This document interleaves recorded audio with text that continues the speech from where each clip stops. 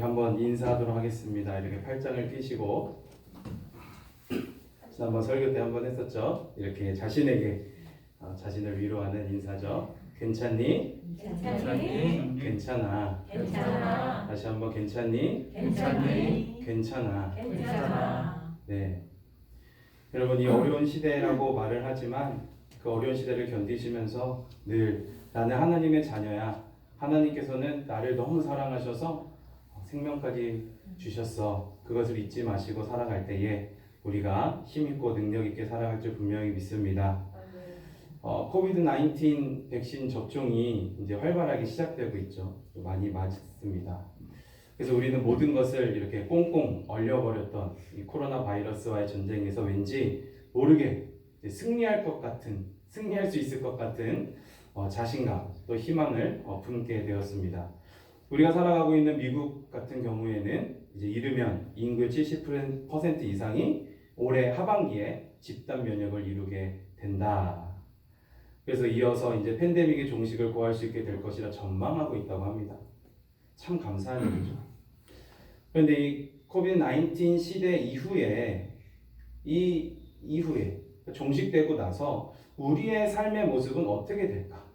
여러분 한번 생각해 보셨습니까? 지금까지는 이 코로나 시대에 코비드-19 이 팬데믹 시대에 어떻게 우리가 신앙을 잘 이끌어야 하는지 잘 지켜야 하는지에 대해 생각해 봤다면 이제 얼마 안 있으면 종식될 이 상황 속에서 이후에 우리 삶의 모습은 어떻게 해야 되냐? 우리 교회의 모습은 어떻게 해야 되냐? 어떻게 만들어 나가야 되냐라는 말씀입니다. 그럼 팬데믹 이후에 뉴 노멀이라는 단어가 이렇게 많이 쓰이고 있습니다. 과거 일상에서는 떠났고 새로운 일상이 되었다라는 거죠. 이 코비드-19 시대 이전과 이후 뉴 노멀 시대라는 것을 쓰고 있는데 그런데 이 뉴 노멀 시대에 우리가 살아가는 이 시대에 이 새로운 일상은요. 우리의 신앙과 관계된 영역, 즉 교회론, 목회신앙, 그리고 제자도와 평신도 신앙 영역에는 충격적일 만큼 큰 영향을 미쳤습니다. 그리고 인터넷 검색을 하다가 이런 책 제목을 보게 되었어요. 우리의 생각이 미래를 만든다. 그러면서 드는 생각이 뉴 노멀 시대에 우리의 생각이 교회의 미래를 만들지 않을까? 이런 생각이 문득 들었어요. 그럼 미래를 고민하지 않는 교회는 미래가 없습니다. 뉴 노멀 시대에 우리 교회가 등대교회가 또는 우리 가정이 나아갈 방향은 어디냐라는 거죠. 그래서 오늘은 야고보서의 말씀을 가지고 중요한 것과 가벼운 것이 무엇인지 한번 생각해 보기를 원합니다. 이 중요한 것과 가벼운 것을 잘 분리를 해야 된다라는 말씀입니다. 오늘 본문 말씀 우리가 잘 아는 말씀이죠. 교회 설교도 많이 듣고 성경을 읽다가 이런 일이 있었구나. 장자권을 팔았대. 에서가 장자권을 팔았대. 이런 이야기인데 오늘 본문에 중요한 포인트가 있어요. 야곱과 에서가 중요한 것을 가볍게 생각했다라는 거예요. 가볍게 여겼다. 이제 성경 말씀은 그렇게 되어 있지만 가볍게 생각했다라고 저는 말씀드리고 싶습니다. 야곱이 살아가던 시대에는요. 사냥을 잘하는 사람이 가장 훌륭한 남자였습니다. 지금과 달리 저와 같은 꽃미남은 가격이 별로 안 나가고요. 남자다운 사람들이 좋았던 그 시절이었습니다. 에서는요. 남자 중에 남자였습니다. 부족의 리더였고요. 무엇보다 사냥을 나가면 가장 많은 짐승을 잡는 사람이었습니다. 그는 능력자였고요. 사람들이 늘 에서를 볼 때마다 칭찬을 합니다. 어떻게 그렇게 멋있고 어떻게 그렇게 사냥을 잘하고 어떻게 우리 이 부족들을 잘 이끌 수 있습니까? 그는 능력자였어요. 사람들이 어마어마한 칭찬을 합니다. 부러움을 받는 사람이었어요. 그런데 에서는 하나님을 따르지는 않았습니다. 왜냐하면 한번 따라했습니다. 그는 자신의 힘으로 살아갈 수 있는 사람이었기 때문이다. 내 힘으로 살아갈 수 있다라고 생각하는 사람이요 가장 위험한 사람이에요. 에서가 얼마나 칭찬을 많이 받으니 기분이 좋겠어요. 그러니까 내가 내 힘으로 살아갈 수 있을 것 같은 거예요. 반면에 야곱은요 조용한 사람이었어요.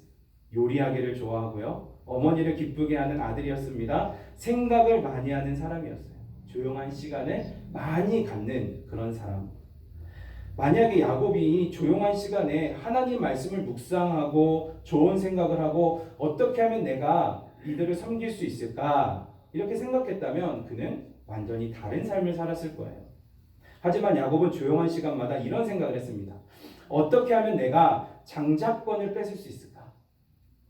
어떻게 하면 내가 잘 저것을 빼앗을 수가 있을까? 이런 생각을 하는 거예요. 시간만 나면 그 생각만 하고 있었던 것입니다. 그럼 모든 행동은요, 생각으로부터 시작한다고 합니다. 선과 악 모두가 생각에서 시작된다고 해요. 우리가 하나님 말씀을 묵상하죠. 하나님 말씀을 읽고 묵상을 합니다. 중요한 것은 무엇입니까? 말씀을 통해 내 생각 속에 하나님의 법이 기준이 되어야 된다는 거예요. 아무리 하나님 말씀 묵상을 해도 내 생각이 먼저 앞서간다면 그건 기준이 아니라는 거죠.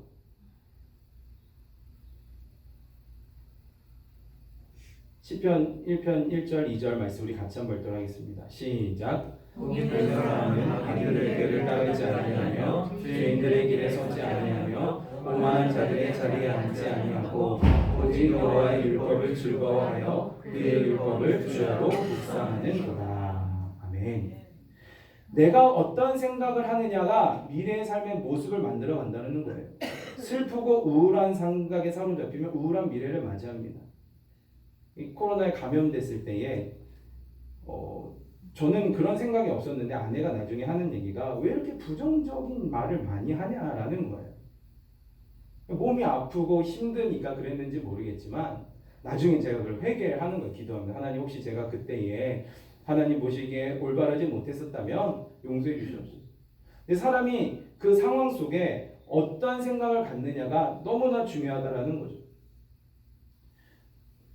내가 하는 생각이 슬프고 우울한 생각에 사로잡히면 우울한 미래를 만드는 거예요. 집단 면역이 일어나고 이제 어떻게 해야 될까? 아, 과연 교회가 설 수 있을까? 교회여 일어나라, 개인이여 일어나라 하는데 할 수 있을까라는 생각에 사로잡히면 교회는 우울해진다는 거죠. 지금의 환경 우리가 무시하자는 것은 아니지만 이 긍정적인 생각은요 새로운 에너지가 될 수 있다는 거예요. 에서는요 나가서 사냥을 열심히 하죠. 그래서 고기를 잡아다가 아버지를 드려요. 그래서 아버지가 이 에서를 너무 좋아합니다. 왜냐하면 이삭의 성향은요 야곱과 비슷해요. 어느 심리학자가 이야기하기를 사람은 자신과 반대되는 사람을 좋아한다고 합니다. 그래서 제가 제 아내를 좋아하는 것 같아요. 아버지가 에서를 좋아한 반면에 엄마는요 야곱을 너무 좋아했어요. 아마도 아버지가 에서를 지나치게 좋아하자 이 여성은 엄마는 그런 면에는 좀 세심하잖아요. 그러니까 밸런스를 맞추기 위해서 야곱을 더 좋아했던 것 같아요. 이 야곱이 죽을 쓰고 있죠. 밖에서 사냥하던 에서가 들어옵니다.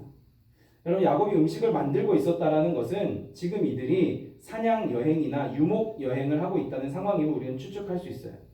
그래서 에서는 종들과 매일 나가서 사냥을 하고 야곱은 뭐합니까? 매일 이 팥죽을 만들고 있는 거예요. 무슨 생각을 하면서 만들까요? 아까 말씀드린 것처럼 어떻게 하면 장자권을 잘 뺏을 수 있을까? 이 생각을 하면서 팥죽을 만들고 있었습니다. 죽을 만들고 있을 때 에서가 들어와서 이렇게 이야기를 합니다. 피곤하다.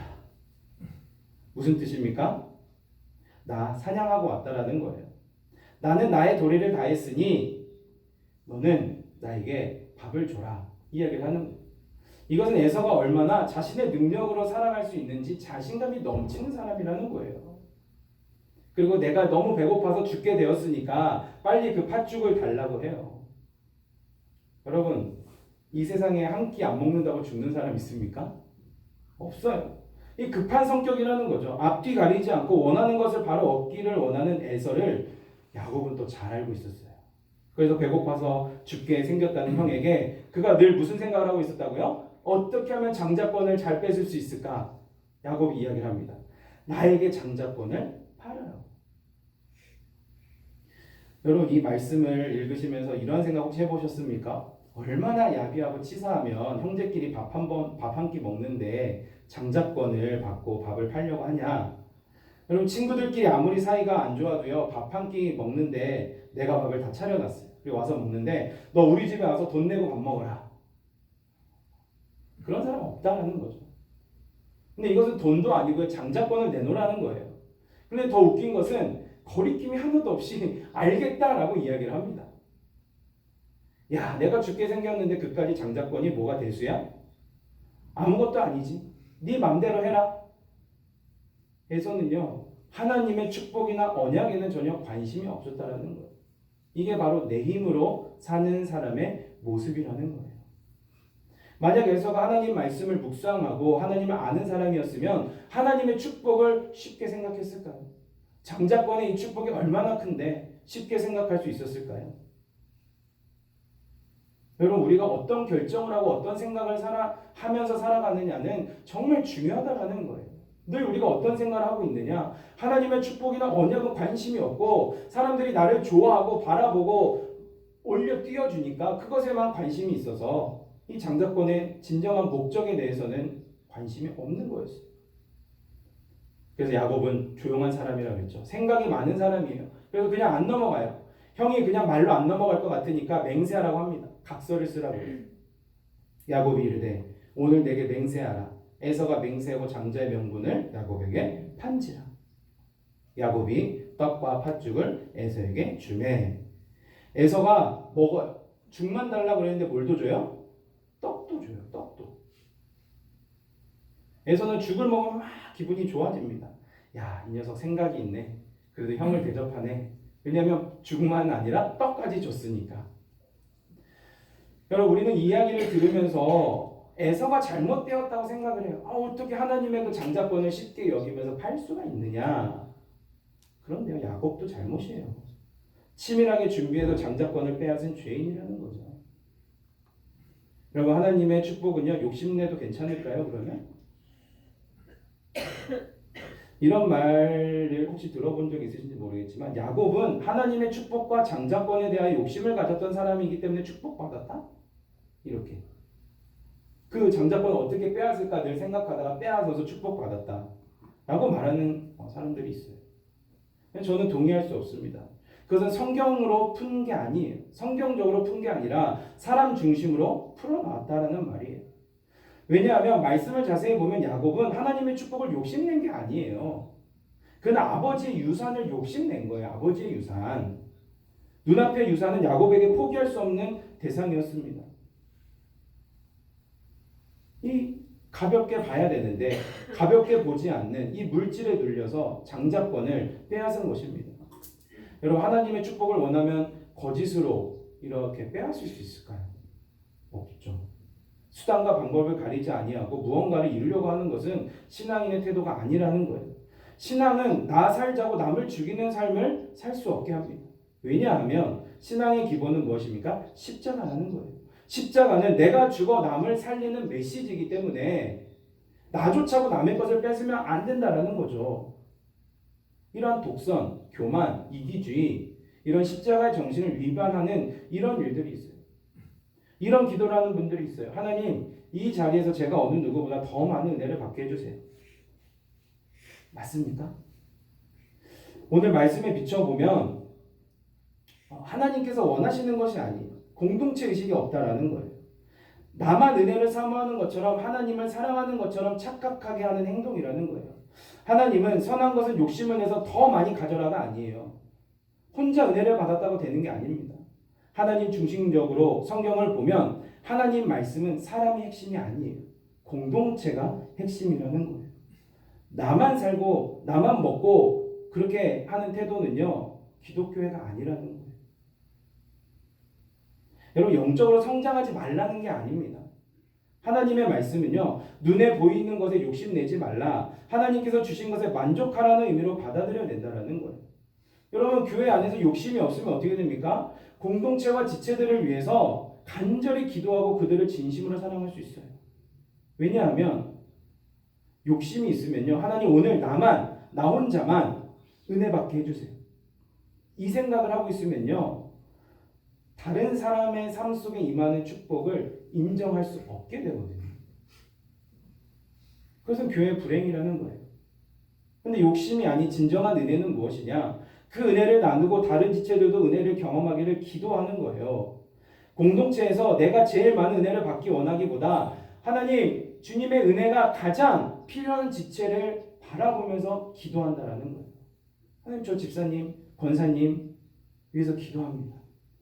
저분들이 은혜 받게 해주시고 저분들이 하나님의 자녀로 온전히 살게 해 주시옵소서. 그래서 은혜를 위해서 함께 울고 기도하면 공동체의 영적 파워가 나타나고 영적 시너지가 나타난다는 거예요. 팬데믹 이후에 이 집단 면역 이후에 우리 교회가 해야 될 것은 무엇이냐면 욕심이라는 거예요. 이 공동체 지체들을 서로 좀 더 사랑하고 그를 위해서 기도하자라는 거예요. 나만 복 받고 나만 은혜 있는 사람이 아니라 연약하고 힘들고 부족하고 어려워하고 늘 울고 그런 사람들을 위해서 우리가 기도해주고 응원해주고 손잡아줄 때에 하나님의 교회가 온전히 회복될 줄 분명히 믿습니다. 우리 청년들도 마찬가지. 청년들도 많이 힘들어요. 힘든데 그들이 은혜를 받고 막 열심히 나와서 하면 정말 좋죠. 보기에도 좋고 야 정말 믿음이 있구나. 그런데 때가 또 있다라는 거예요. 우리 초신자 분들도 보면은 처음에 오자마자 교회에서 주여 삼창하고 기도하지 않잖아요. 때가 있다라는 거예요. 시간이 필요하다라는 거예요. 그래서 우리가 그런 분위기로 서로 기도하고 이해하며 나아간다면 그 누가 우리 교회에 와도 정말 우리 등대교회는 사랑이 넘치는구나. 아, 이곳은 정말 하나님 말씀이 온전히 회복되는 곳이구나. 이 교회 너무 좋아. 이 교회 나아가고 싶어. 이 공동체에 속하고 싶어. 한번 따라하겠습니다. 교회는 공동체적 책임이 있다. 공동체적 책임이 있다. 네. 옆 사람에게 책임이 있고요. 앞 사람, 뒷 사람에게 책임이 있다라는 거예요. 공동체 한 사람 한 사람에게 다 책임이 있습니다.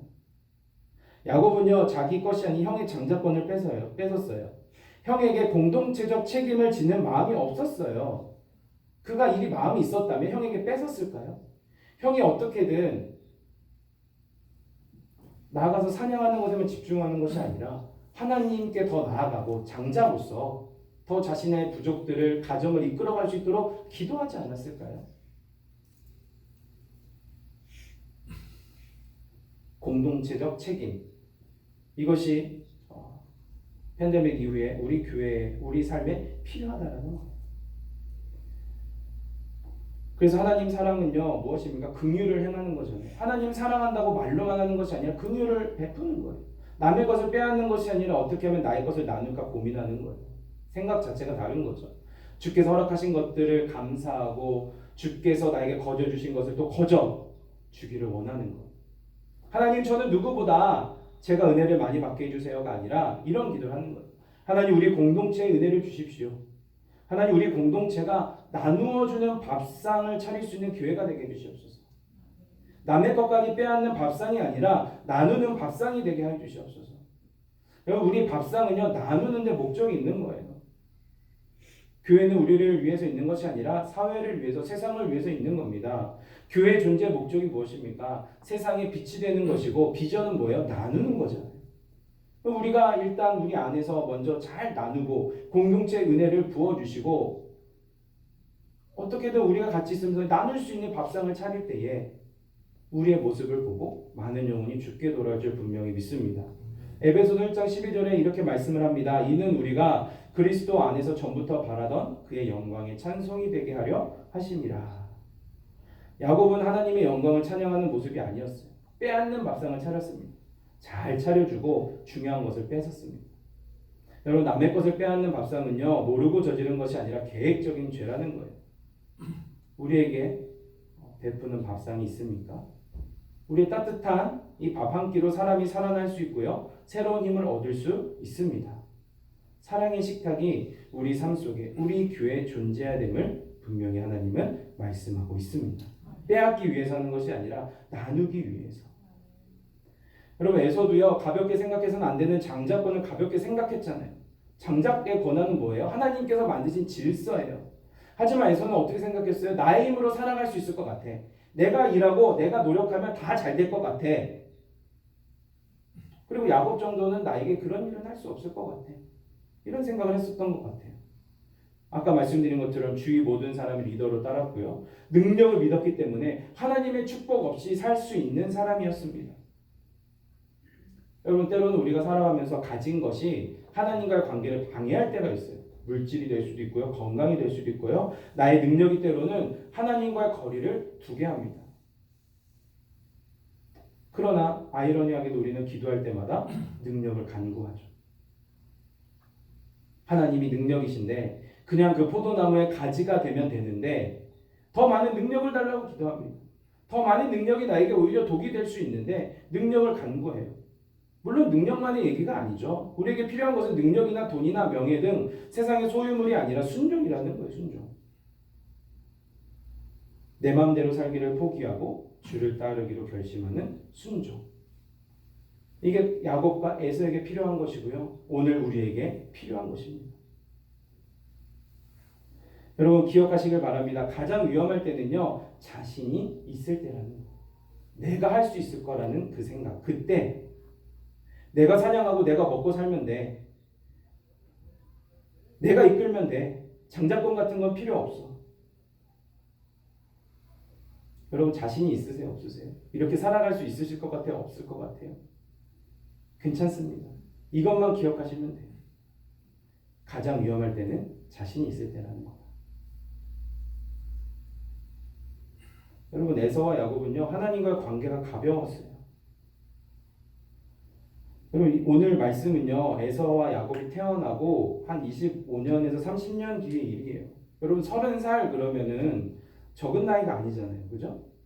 가볍게 여길 것이 무엇이고 중요하게 여길 것이 무엇인지를 알 수 있는 나이예요. 근데 더 놀라운 것은 그런 식으로 사니까 나이 70이 돼서도 자기 아버지에 속여서 뭘 받아요? 축복을 받고 또 도망을 가잖아요. 야곱은요 빼앗기 위해서 조용하고도 치밀하게 계획했어요. 에서는 하나님의 장자권을 가볍게 생각했습니다. 장자권을 가볍게 여긴 에서도 잘못이고 그저 베풀 수 있는 그 따뜻한 밥 한 끼를 팔아먹어서 내 것도 아닌 형의 것을 빼앗은 야곱도 잘못했습니다. 야곱과 에서 둘 다 문제투성입니다. 그런데 중요한 핵심은요 두 사람의 이야기가 아니에요. 말씀을 정리합니다. 본문의 핵심은요 이 말도 안 되는 두 인생을 끝까지 포기하지 않으시는 하나님의 은혜와 사랑이라는 겁니다. 인간이 보기에도 좋지 않은 그들을 끝까지 놓지 않으신 하나님의 은혜라는 거예요. 하나님께서 만나주시고요 야곱을 변화시키시고요 그들을 다시 만나게 하셔요. 회복시켜 주십니다. 성경은요 끝까지 포기하지 아니하시는 하나님을 보여준다라는 거예요.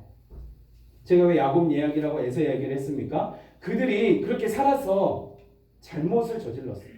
우리가 살아갈 때도 그런 일들이 많이 있잖아요.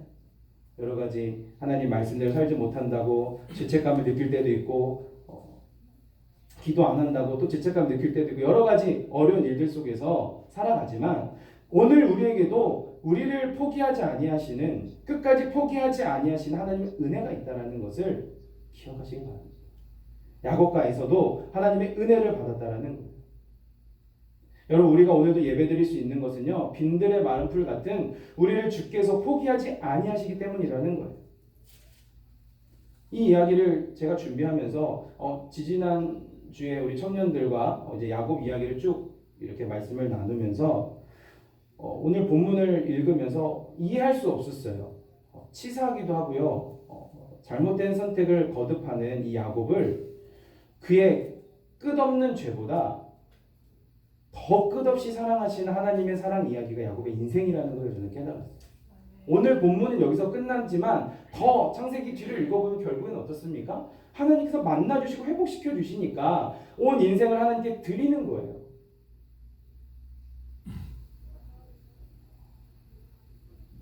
바라옵기는 우리 뉴 노멀 시대에 우리 등대교회 그리고 모든 성도님들이 욕심을 버리고 나만 중요한 것이 아닌 내 옆에 내 앞에 뒤에 있는 모든 공동체를 중요하게 여기고 생각할 때에 하나님의 나라가 온전히 세워질 줄 믿습니다. 아멘. 그렇게 생각하지 못하셔도 괜찮아요. 여러분 하나님 말씀대로 살지 못한다고 해서 괜찮습니다. 하나님은 절대로 우리를 비난하거나 정죄하지 않으신다는 거예요. 늘 우리를 기다려주시고 우리를 사랑하시고 포기하지 않으신다는 거예요. 그렇게 살아가는 저와 여러분 모두가 되시기를 예수님의 이름으로 축복합니다. 아멘. 기도하겠습니다. 하나님 은혜를 감사드립니다. 오늘 야곱과에서의 모습을 보면서 내 삶의 욕심과 또 남의 것을 빼앗으려고 하고 또 내 마음대로 내가 나 혼자 내 힘으로 살아갈 수 있을 것 같은 그런 삶들이 우리에게 많이 있었습니까? 하지만 괜찮습니다. 하나님께서 은혜를 베푸셨고 만나 주셨기에 무엇이 잘못된 것인 줄 알고 돌이킨 야곱과 에서의 모습을 볼 수 있습니다. 하나님, 뉴노멀 시대에 이제 집단 면역이 생기고 모든 것들이 끝나는 그때에 우리 교회가 온전히 서서 하나님 나라를 세워갈 수 있도록 인도하여 주시옵소서. 끝까지 포기하지 아니하시는 주님을 기억합니다. 그 주님을 믿습니다. 주님 나를 버리지 마시고 나를 떠나지 마시고 나와 함께 하옵소서. 예수님의 이름으로 기도드립니다. 아멘.